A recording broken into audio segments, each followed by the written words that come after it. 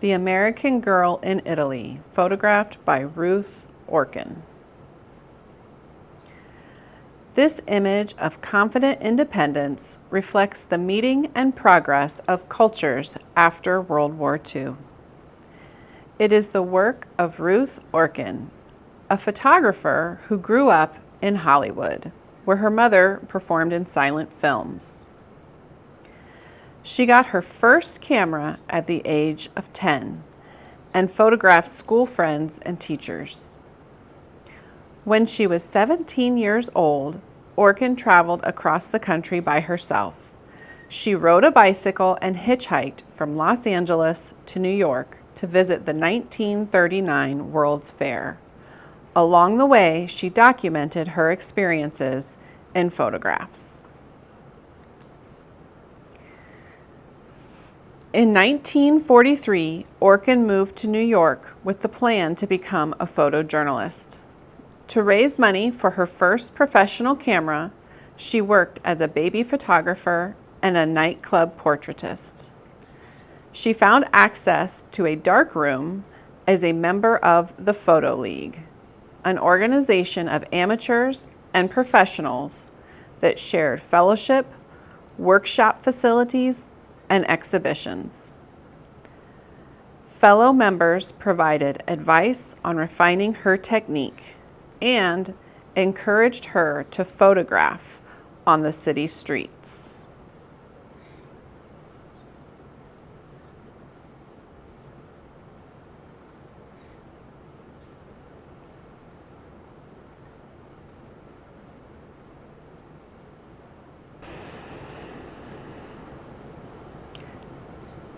In the summer, Orkin traveled to Tanglewood in the Berkshires to document musicians, rehearsals, and concerts.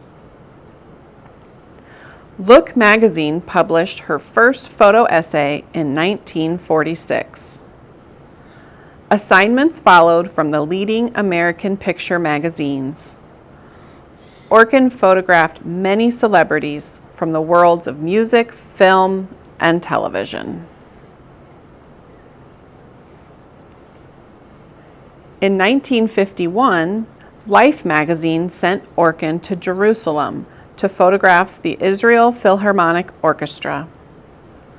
On the way home, she traveled through Europe with her camera. In Florence, Italy, Orkin booked into the Albergo Bercilli, an inexpensive hotel on the Arno River where many young travelers lodged for $1 a night. There, Orkin met Nina Lee Craig, an American art and art history student, about 5 years her junior. The two women hit it off immediately, sharing stories of their work. Orkin mentioned that a photo essay in Italy could be worth $15 if accepted by the Herald Tribune, approximately $200 in today's money. They came up with a plan for a photo essay about traveling as a single woman. The next morning, they explored the city together, and Craig posed as if she were traveling in Florence, admiring works of art, fumbling with unfamiliar currency, relaxing in cafes, and meeting young men. Orkin captured her exploits in pictures characterized by fun and frolic.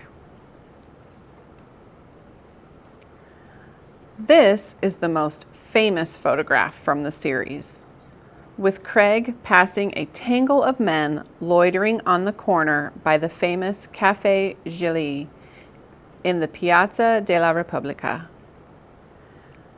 The men communicated their admiration for the attractive young woman with exaggerated gestures. Nina Lee Craig ignored them, strolling by with supreme confidence.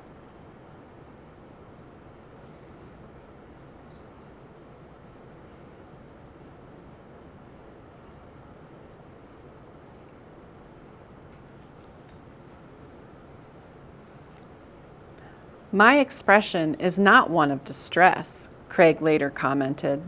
This was just how I stalked around the city. I saw myself as Beatrice of Dante's Divine Comedy. You had to walk with complete assurance and maintain dignity at all times. The last thing you would do would be to look them in the eye and smile. I did not want to encourage them. This image has been interpreted in a sinister way, but it was quite the opposite. They were having fun, and so was I.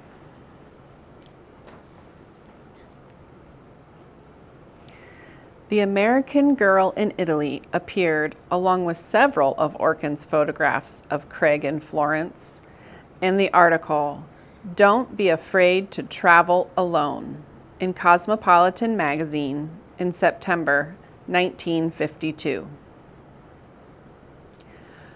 When Kodak used the image in an advertisement later in the decade, it was celebrated as a symbol of female independence.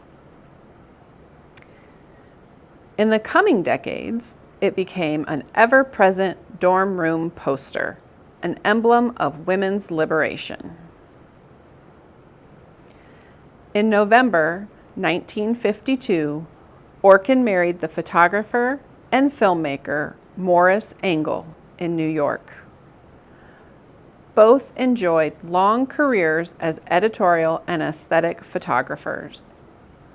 They collaborated on 2 feature films, including Little Fugitive, which was nominated for an Academy Award in 1953.